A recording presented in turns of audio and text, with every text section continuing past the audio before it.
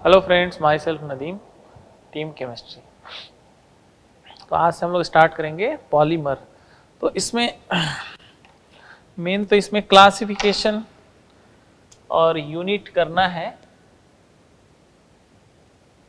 Polymers. तो इसमें मैं स्टार्ट ही कर दे रहा हूँ क्लासिफिकेशन, वर्गीकरण। क्लासिफिकेशन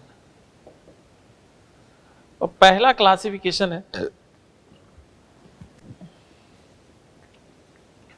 बेस्ड ऑन सोर्स, कि ये मिलते कहां से हैं। तो आप जानते हो इसमें होता क्या है, तीन होते हैं, नेचुरल, ठीक है, सेमी सिंथेटिक और सिंथेटिक। तो इसमें अंतर तो इजी सा ही है। नेचुरल पॉलीमर जो नेचर से हमें डायरेक्ट मिलते हैं, जैसे सेलुलोज हुआ, स्टार्च हुआ, ये सब क्या है, नेचुरल पॉलीमर है। सेमी सिंथेटिक पॉलीमर का मतलब होता है कि नेचुरल पॉलीमर को लैब में लाके उसमें कुछ कृत्रिम रूप से कुछ करके एक नया पॉलीमर बना दिया गया। जैसे आप जानते हो cellulose nitrate, cellulose acid, cellulose का नाइट्रेशन कर देते हैं कंसंट्रेटेड HNO3 में, तो सेलुलोज नाइट्रेट बन जाता है। तो सेलुलोज तो आपने उठाया था कहां से, नेचर से, बट उसका कृत्रिम रूप थोड़ा सा आपने दे दिया उसमें, तो कृत्रिम में है प्लस नेचुरल है, तो वो क्या हो गया, सेमी सिंथेटिक हो गया। और जो पॉलीमर पूरी तरह से लैब में ही संश्लेषण जिसका किया गया हो, उसको सिंथेटिक पॉलीमर कहते हैं। ये हो गया हमारा ए पार्ट। अब बी पार्ट हमारा है दूसरा बेसिस, जैसा कि एनसीईआरटी में दिया है, बेस्ड ऑन स्ट्रक्चर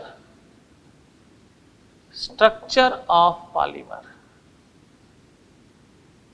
तो ये तो बड़ा इजी सा है। तो इसमें देखो, जैसे लीनियर मतलब रेखी हो गया, ब्रांच्ड शाखित, और क्रॉस लिंक्ड, तीन तरह के होते हैं। लीनियर जैसे ऐसे, ब्रांच्ड उसी में ब्रांचिंग हो गई, इसी में ब्रांचिंग हो गई। क्रॉस लिंक्ड लीनियर है इसी में ऐसे उसको ये इस तरह से कर दिया गया। तो लीनियर का मतलब तो लीनियर ही हुआ, ब्रांच का मतलब उस लीनियर चेन पॉलीमर में अगर कुछ ब्रांचिंग हो जाए, कुछ शाखाएं सी हो जाए, तो उसको ब्रांच चेन पॉलीमर बोलते हैं। और लीनियर चेन पॉलीमर्स जो हैं उनको आपस में जोड़ने के लिए कुछ, जैसे सल्फर, आप जानते हो वल्कनाइजेशन। तो इसमें क्या करते हैं कि जैसे लीनियर चेन पॉलीमर है ऐसे, तो इन चेन को जोड़ने के लिए बीच में क्या डाल देते हैं, सल्फर डाल देते हैं। तो सल्फर इन दोनों चेन को क्या करता है, पकड़ के रखता है, तो इसको बोलते हैं क्रॉस लिंकिंग। ठीक है, तो तीन तरह का होता है। ये आप जानते हो HDP हाई डेंसिटी पॉलीमर होता है, जबकि ये क्या होता है, LDP लो डेंसिटी पॉलीमर। इसको HDP बोलते हैं, इसको क्या बोलते हैं, LDP। एग्जाम्पल सब हम लोग उसमें दूसरे वर्गीकरण में सारा एक साथ कर लेंगे।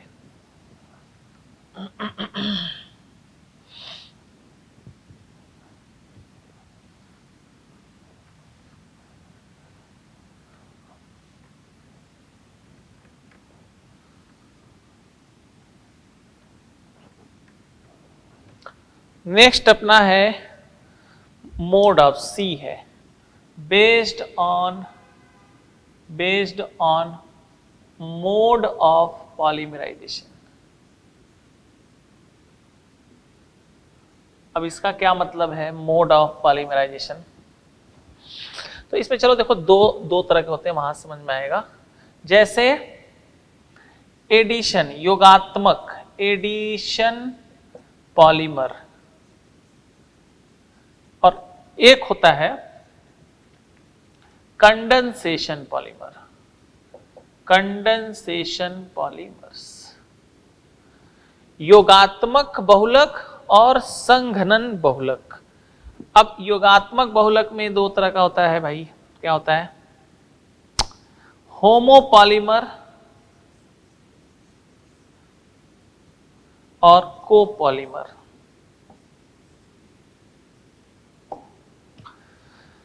एडिशन में क्या होता है? एडिशन पॉलीमर, योगात्मक पॉलीमर में क्या होता है कि जैसे मान लो ये दो हैं मोनोमर, आपस में जुड़ गए, कुछ निकला नहीं यहां से, तो ये एडिशन हो गया।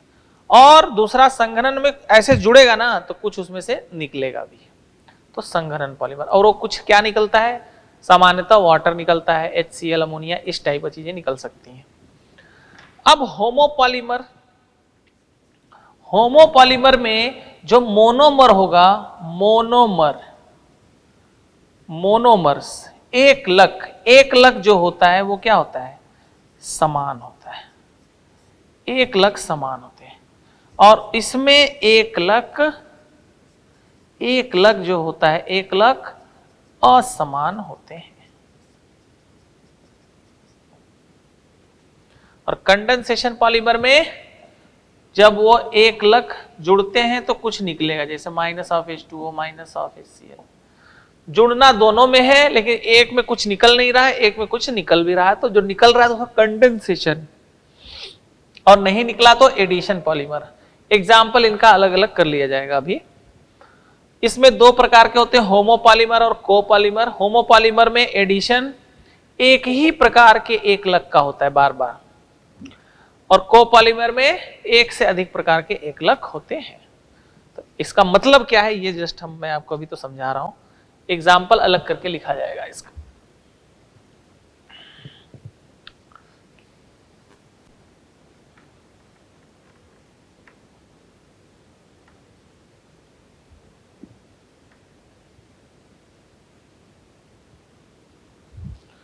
डी है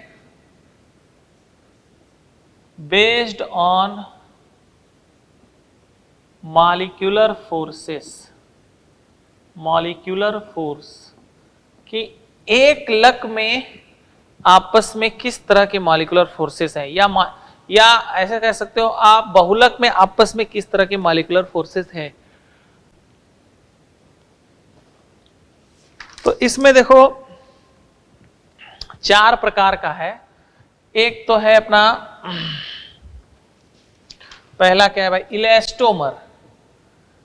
elastomer fibre, thermoplastic, thermosetting.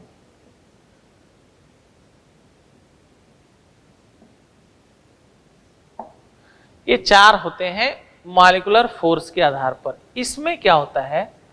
Week wonder वाल फोर्स होता है, वीक वंडर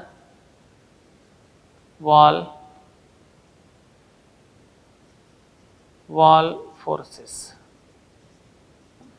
तथा कुछ क्रॉस लिंकिंग भी होती है, क्रॉस लिंकिंग भी होती है। फाइबर में स्ट्रॉन्ग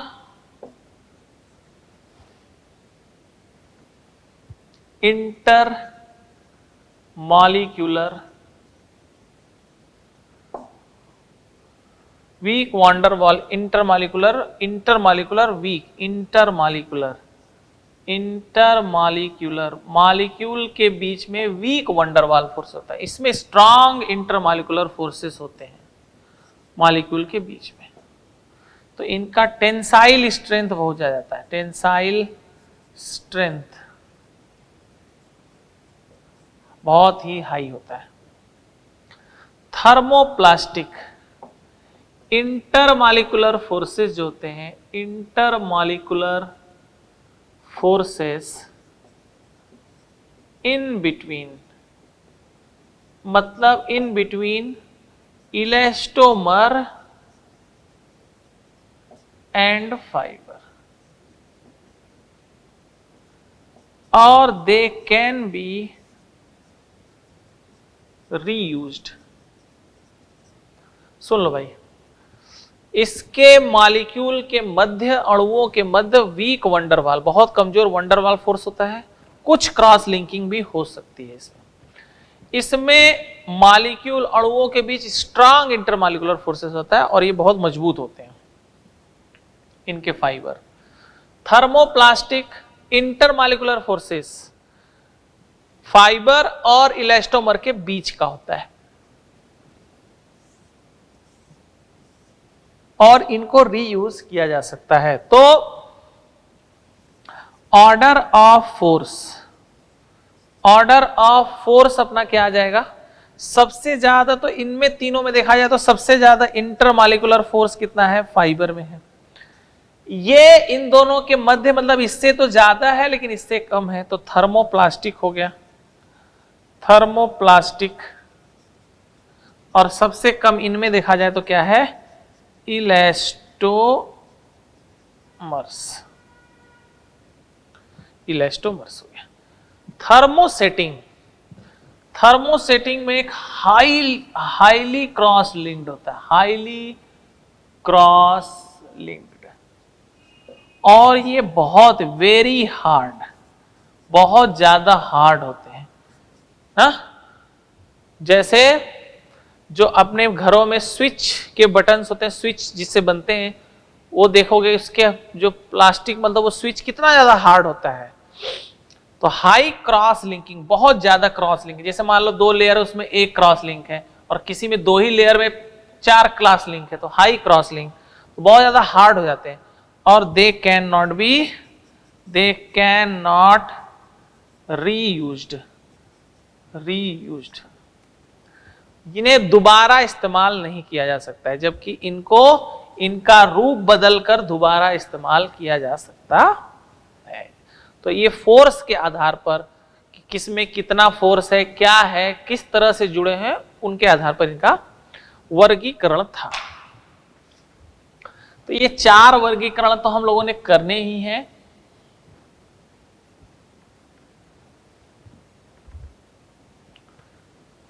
अब एग्जाम्पल पर चलते हैं, जो कि अपना एनसीईआरटी भाई पढ़ना जरूरी है, पहले ही बता देते हैं, इसका भी पूरा एनसीईआरटी आप इसका जरूर पढ़ लीजिएगा। अब मैं एग्जाम्पल लिख देता हूं अपने एनसीईआरटी को ही फॉलो करते हुए। सबसे पहले एग्जाम्पल किसके, एडिशन पॉलीमर के, एडिशन पॉलीमर। तो मैं लिख देता हूं एक एक करके, सवाल तो यहीं से पूछा जाएगा। जैसे CH2 double bond CH2N, polymerase किया CH2 बॉन्ड CH2, ये क्या है, एथाइलीन है। तो इथाइलीन जुड़ जुड़कर क्या बनाया, पॉलीइथाइलीन, क्या बना दिया, पॉली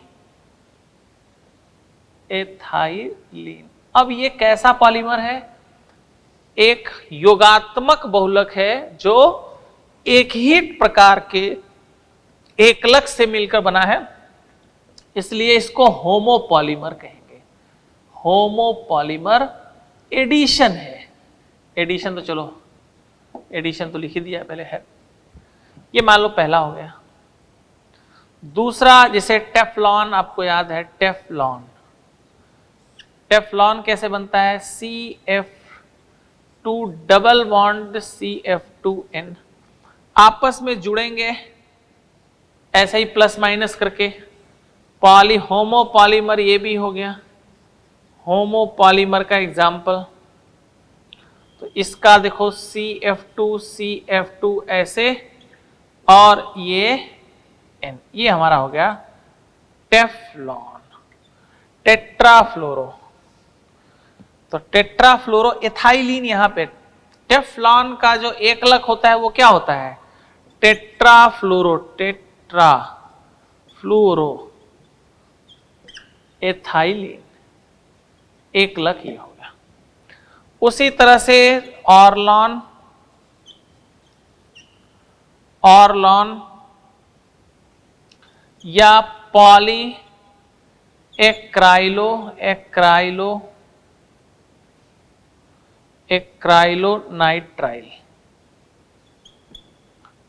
पॉली एक्राइलोनाइट्राइल। तो इसमें क्या करते हैं, एक्राइलोनाइट्राइल ले लेते हैं N, ठीक है, और फिर वही इधर गया नेगेटिव पॉजिटिव, दूसरा वाला आके उसी तरह से जुड़ जाएगा। तो कुल मिला के यही रिपीट होगा, यही आगे क्या करेगा, रिपीट करेगा। ऑर्लॉन बन गया। ये भी क्या है, हमारा होमोपॉलीमर है। इसी प्रकार से 4 देख लीजिए, styrene, styrene CH2 double bond CH2, styrene है ये। तो ये मिलकर क्या बना देगा, पॉलीस्टाइरीन बना देगा, पॉलीस्टाइरीन ना। ये हमारा बन गया क्या, बहुलक क्या बन गया, पॉलीस्टाइरीन। पांचवा ब्यूना एस, इसको देख लेते हैं। ब्यूना एस होता है स्टाइरीन ब्यूटाडाइन रबर। देखो 1,3 ब्यूटाडाइन पर CH2 double bond CH2, styrene. तो कैसे जुड़ेगा, ये गया इधर, ये इधर, यहां पॉजिटिव, ये इधर, तो इधर से फिर कोई आकर जुड़ेगा, इसमें इधर से जाके जुड़ेगा। तो ये बन गया हमारा, देखो CH2 CH double bond CH CH2 CH, ये हो गया ऐसे CH2। अब ये कहीं जाकर इधर से ऐसे जुड़ेगा। ये हमारा हो गया ब्यूना एस। अब ये देखो, इसमें जो पॉलीमर एकलक है वो 2 डिफरेंट प्रकार के हैं। इसका मतलब यह एग्जाम्पल किसका है, कोपॉलीमर का है, कोपॉलीमर का एग्जाम्पल हो गया। है तो एडिशन ही, योगात्मक ही, बट कोपॉलीमर है। छठा ब्यूना एन, ब्यूना एन, ये कैसे बनता है,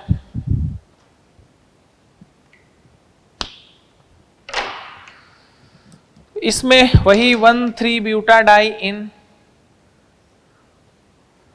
1,3 ब्यूटाडाई इन और एक्राइलोनाइट्राइल ले लेते हैं, एक्राइलोनाइट्राइल।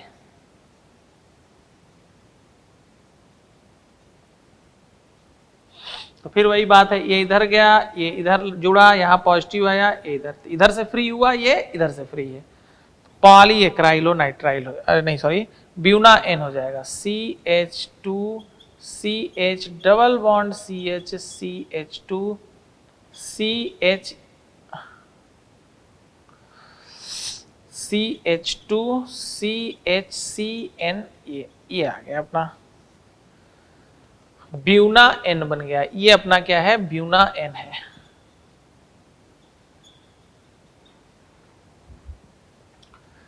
ठीक है, एक ही तरीके से बनाना है।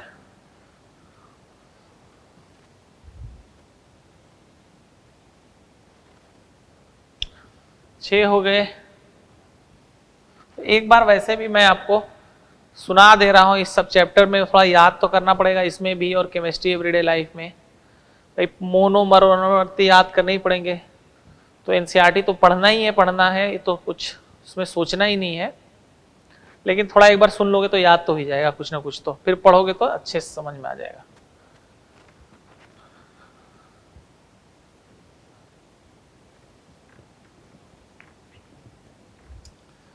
नेक्स्ट अपना रहेगा, नेक्स्ट कौन सा भाई देख लिया जाए इसमें अब।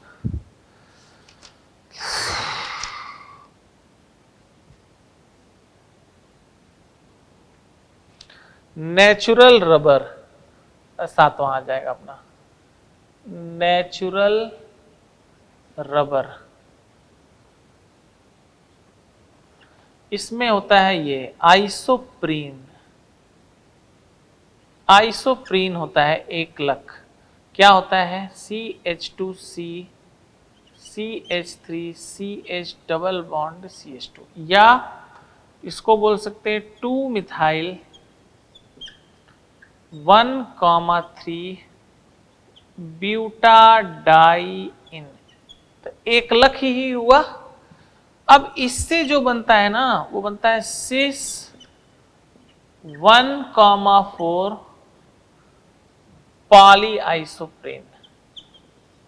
पॉलीआइसोप्रीन सिस 1,4 पॉलीआइसोप्रीन। ये सवाल इस साल 2019 की पीएमटी में भी आया था कि नेचुरल रबर क्या होता है। नेचुरल रबर ये होता है सिस पॉली, इसको आइसोप्रीन भी बोलते हैं। तो अब ये जुड़ जाएगा N सिस 1,4 पॉलीआइसोप्रीन जो बनाएगा वही नेचुरल रबर होगा।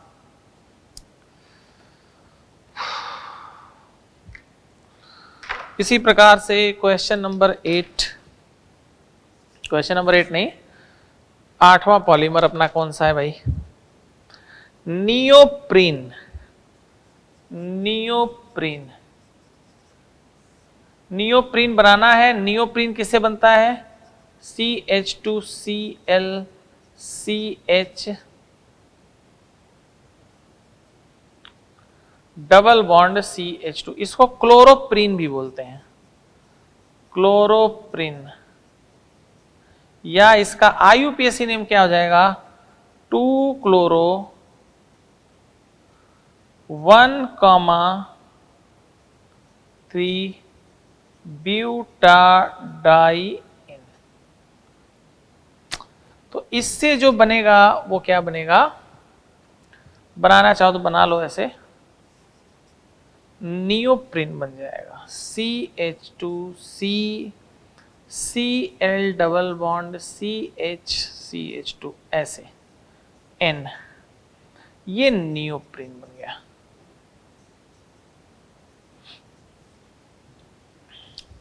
तो क्लोरोप्रीन एक एकलक होता है, जबकि नियोप्रीन क्या है? बहुलक है। तो ये सारे थे हमारे एडिशन पॉलीमर्स, ठीक है, योगात्मक बहुलक, जो हमें सिलेबस में पढ़ना और आएगा इसी में से जो बोर्ड पे लिख दिया। एनसीईआरटी एक बार पढ़ लेना। अब हम लोग चलते हैं संघनन बहुलक पे। एग्जाम्पल,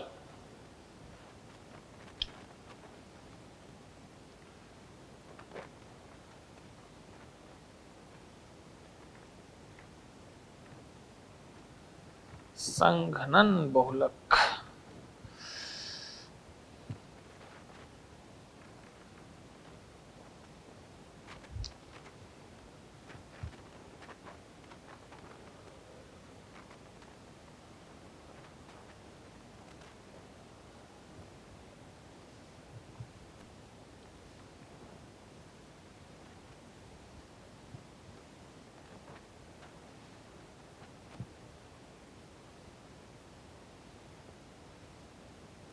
देखो, संघनन पॉलीमर एग्जाम्पल किसके? कंडेंसेशन। Condensation polymers. पहला करते हैं, टेरिलीन या डेक्रॉन। तो इसमें क्या करते हैं? टेरिलीन डेक्रॉन,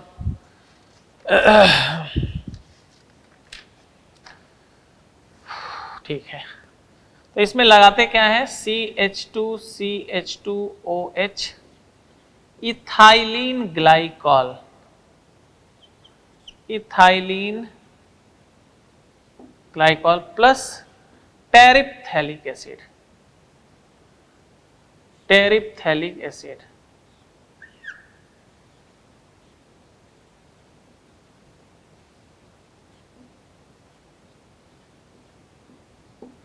इसको बोलते हैं टेरिप्थैलिक एसिड। Terephthalic acid. अब एक पॉइंट बता देता हूं आपको, आपने पढ़ा है अल्कोहल फिनॉल ईथर में esterification, ROH C double bond OOH R dash.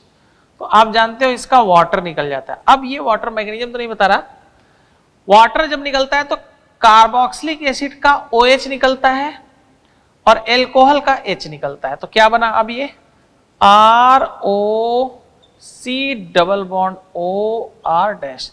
कहने का मतलब कार्बोक्सिलिक एसिड का कार्बोनिल कार्बन जाकर अटैच होता है किसके, एल्कोहल के O से। तो वाटर निकाल दे रहा हूं मैं यहां से, माइनस ऑफ H2O। तो देखो अब कैसे दिखाते हैं इसका बहुलक, कैसे दिखाते हैं, ये क्या बता रहा है कि एल्कोहल का तो O जाकर जुड़ता है, तो एल्कोहल का O हमने ऐसे दिखा दिया कि O कहीं जाकर जुड़ा होगा, इधर बना दिया C डबल बॉन्ड O, और कार्बोनिल जो बच रहा है COH, उसका कार्बोनिल फिर आगे कहीं जाकर जुड़ा होगा। ये इंपॉर्टेंट है। तो देखो ये एस्टर है कि नहीं, और ऐसे बहुत सारे होंगे तो क्या हो जाएगा, ये पॉलीएस्टर, टेरिलीन, डेक्रॉन, ये हो जाता है। एस्टर बंध आ गया इसके अंदर, और चूंकि इसमें से ऐड भी हुआ है, निकला भी है, तो ये कंडेंसेशन पॉलीमर हो ही गया। ठीक है।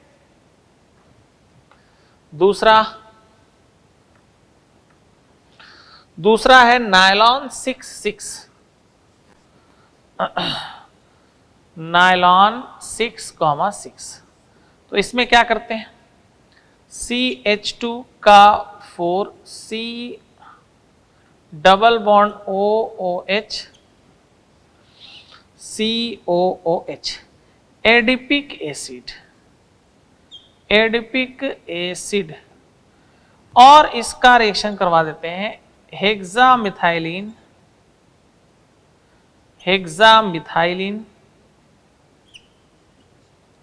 डाइअमीन से। ये हो गया हमारा हेक्सामिथाइलिन डाइअमीन। फिर वही काम करना है, वाटर निकाल दिया यहां से, कंडेंसेशन। अब देखो अमीन का NH जुड़ रहा है किससे, कार्बोक्सिलिक एसिड के कार्बोनिल से। तो अब इसका बहुलक कैसे दिखाओगे, कार्बोक्सिलिक एसिड का तो कार्बोनिल से जुड़ा होगा इधर वाला कहीं, इधर आ गया हमारा CH2 ये बन गया हमारा CHNH ACH2 अब इसका जो NH2 वाला पार्ट है ये आगे NH कहीं जाकर इसका जुड़ा होगा किसी से। तो देखो ये अमाइड लिंकेज है कि नहीं, अमाइड, और ऐसे बहुत सारे होंगे तो ये क्या हो जाएगा, पॉलीअमाइड। और नायलॉन 6,6 वही हमारा बन गया। 6,6 क्यों, क्योंकि इसमें भी देखो 1 2 4 6 कार्बन है, इसमें भी कितना कार्बन है, 6 ही कार्बन है। ठीक है, ये भी हमारा कंडेंसेशन पॉलीमर हो गया। अगला है नायलॉन 6।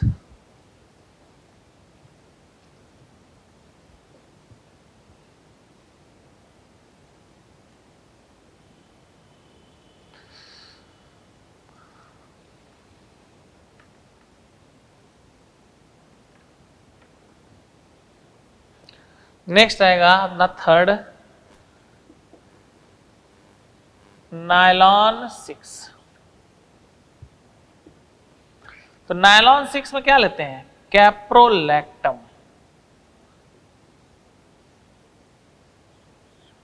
क्या लेते हैं, कैप्रोलैक्टम। आपको बताया गया था कैसे बनता है, बेकमान रीअरेंजमेंट से बनता है। इसकी पहले तो करते हैं हाइड्रोलिसिस। तो देखो यहां से ब्रेक हो जाएगा। अब हाइड्रोलिसिस करने के बाद जो ये फ्री होगा ना, ये पॉलीमराइज करता है। तो देखो 1 2 3 4 5 तो कार्बन हो गया, CH2 इधर एक तो इसका NH जुड़ा होगा और इसका C double bond O carbon है।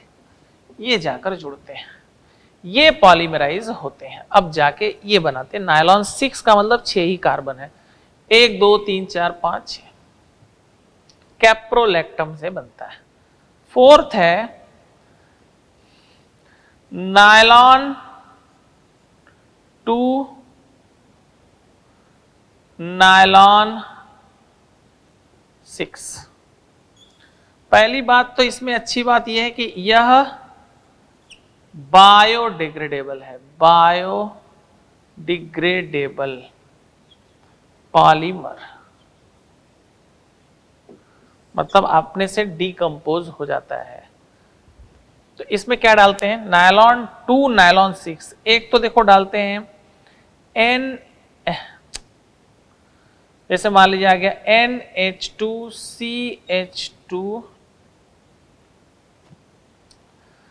COOH, ग्लाइसिन, तो एक तो अमीनो एसिड हो गया। ये तो ग्लाइसिन क्या होता है, amino acid plus amino caproic acid डालते हैं, अमीनो कैप्रोइक एसिड डालते हैं, तो आपको पता है वाटर फिर निकलेगा।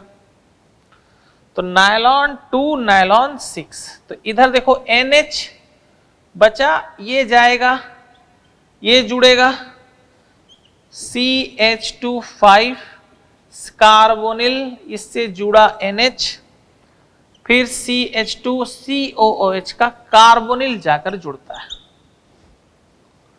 ये हमारा हो गया नायलॉन 2 नायलॉन। नायलॉन 2 का मतलब 2 कार्बन, 1 2, 6 का मतलब ये 6 कार्बन। ये बायोडिग्रेडेबल पॉलीमर होता है, इंपॉर्टेंट ये है इसमें। और ये हो गया हमारा, ये क्या हो गया, अमीनो कैप्रोइक एसिड। तो ये पॉलीमर नाम, यूनिट, कैसे इसका पॉलीमर लिखना है, ये सब आपको ध्यान होना चाहिए। 4 हो गए। पांचवा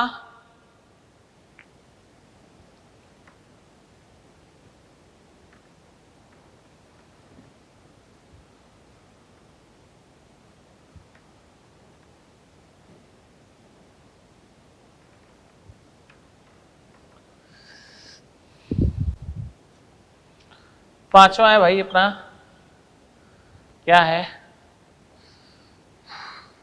PHBV।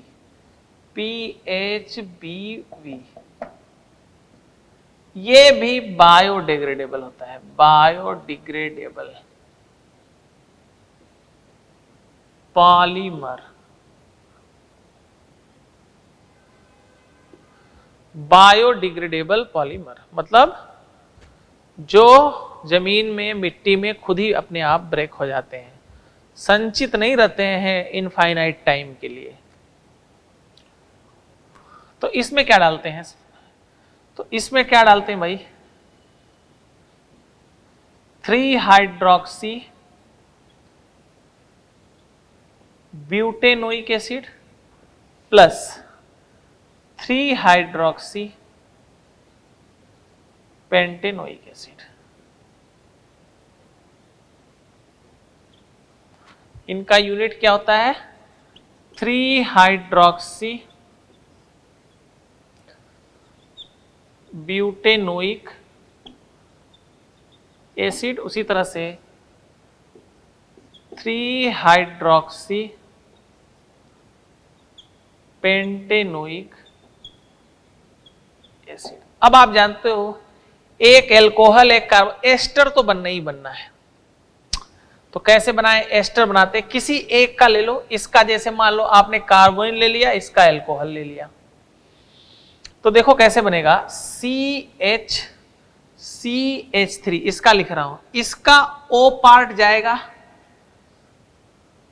अब मैं इधर लिखा CH2, इसका C डबल बॉन्ड O, इससे जोड़ देता हूं मैं O,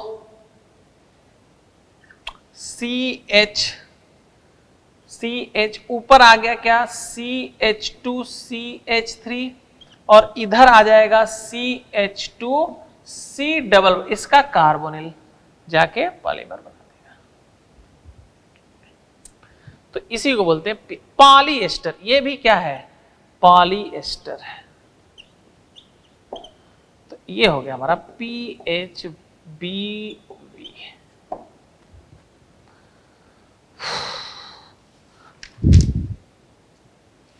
और कोई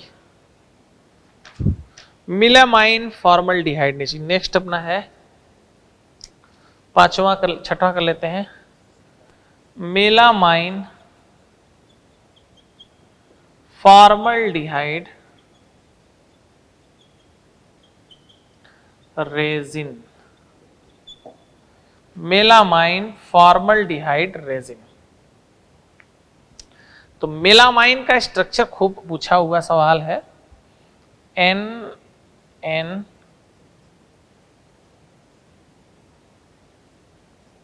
ये हो गया, एरोमेटिक होता है।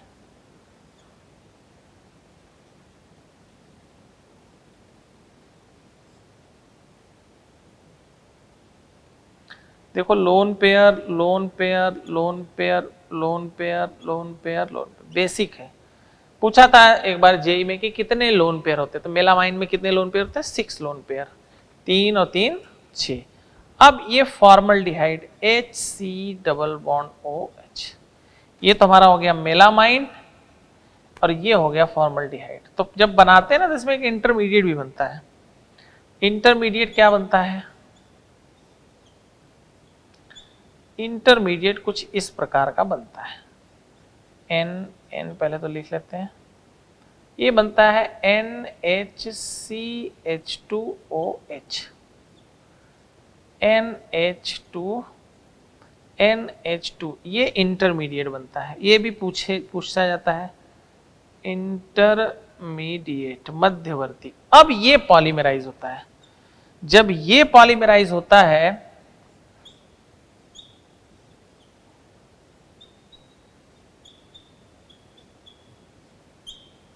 तो ये बन जाता है NHCH2, इधर गया NH, फिर उसी तरह से जुड़ेगा मध्यवर्ती बनाते हुए ये आगे बढ़ जाता है। ये होता है मेलामाइन फॉर्मल्डिहाइड रेजिन। तो स्ट्रक्चर मेलामाइन का जरूर से याद रखें। तो नेक्स्ट है, अब इसका 7वां पार्ट है बेकेलाइट।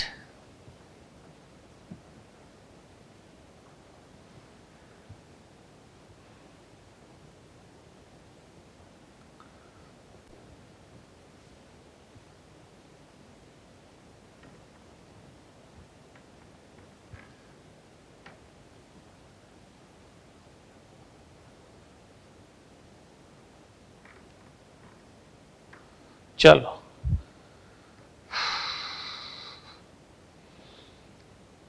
तो इसमें करते हैं 7वां बेकेलाइट। बेकेलाइट या फिनॉल फॉर्मल्डिहाइड रेजिन भी बोला जाता है। तो इसमें डालते क्या है? फिनॉल और फॉर्मल्डिहाइड HCHO, H प्लस की उपस्थिति में इलेक्ट्रॉन स्नेही प्रतिस्थापन अभिक्रिया हो जाती है। तो ये आर्थो प्रोडक्ट भी बनाता है, पैरा भी बना सकता है, पैरा भी बना सकता है, आर्थो पैरा भी बना सकता है, आर्थो पैरा भी बना सकता है, और ट्राई सब्स्टिट्यूटेड प्रोडक्ट भी बना सकता है।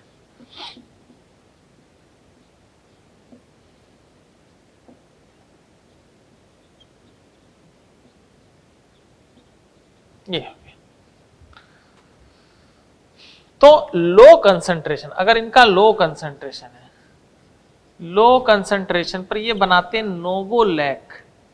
नोवोलैक बनाते हैं, लीनियर चेन पॉलीमर। कैसे?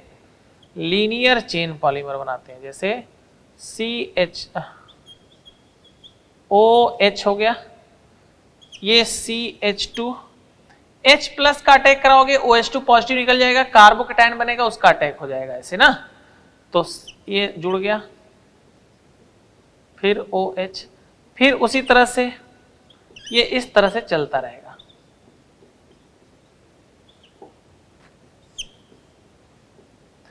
ये हो गया हमारा नोवोलैक, ठीक है, नोवोलैक N। लेकिन अगर हाई कंसंट्रेशन है इसका, भाई लो कंसंट्रेशन पर तो ये या ये बनाएगा, हाई कंसंट्रेशन अगर रहेगा तो ये ऐसा भी बनाना शुरू करेगा।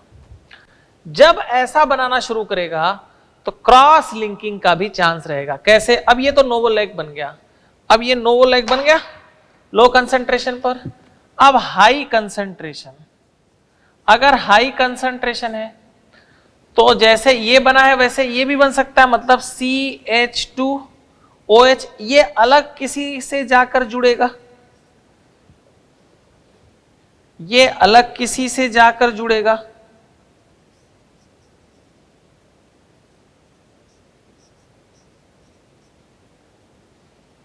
ये अलग किसी से जाकर जुड़ेंगे, अलग अलग। मतलब अगर ऐसा है, ऐसा बन गया या ऐसा बन गया तो ऐसे भी चलेगा, ऐसे भी चलेगा, ठीक है। तो ऐसे ऐसे ऐसे, तो ये क्या होगा, ये क्रॉस लिंकिंग होना। देखो लीनियर चल ही रहा था, अब इसमें क्रॉस लिंकिंग होना शुरू हो गया। फिर उसी तरह से CH2, इधर OH है मान लीजिए, OH OH CH2, ये ऐसे बनना शुरू हो गया। तो अब जो है, अब ये क्या बना, ओवरऑल बेकेलाइट।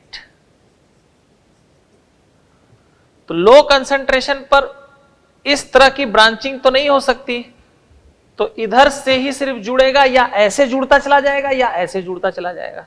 लेकिन इसमें ऐसे भी जुड़ा है और ऐसे भी, देखो ऐसे भी जुड़ा है और ऐसे भी जुड़ा है। ये बनाएगा लीनियर और ये इधर लीनियर, इन दोनों को जोड़ने के लिए ये भी है हमारे पास, तो वो क्रॉस लिंकिंग। तो ये कब होगा, जब ऐसा स्ट्रक्चर बनेगा। और ऐसा स्ट्रक्चर कब बनेगा, जब हाई कंसंट्रेशन आपके पास हो। समझ में आ गया?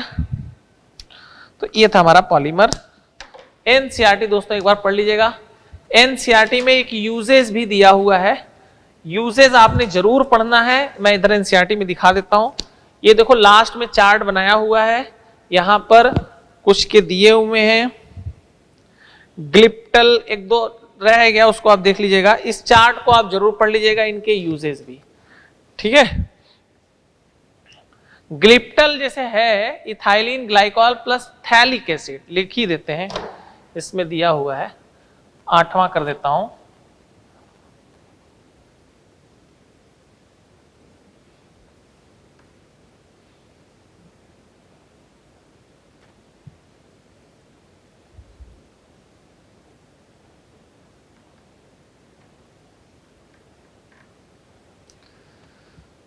इजी सा ही है, जैसे टेरेलिन बनाया था वैसा ही है, ग्लिप्टल। तो इथाइलिन ग्लाइकॉल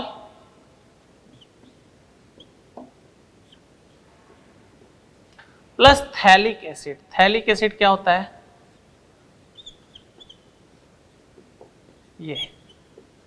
ये होगा थैलिक एसिड। Ethylene glycol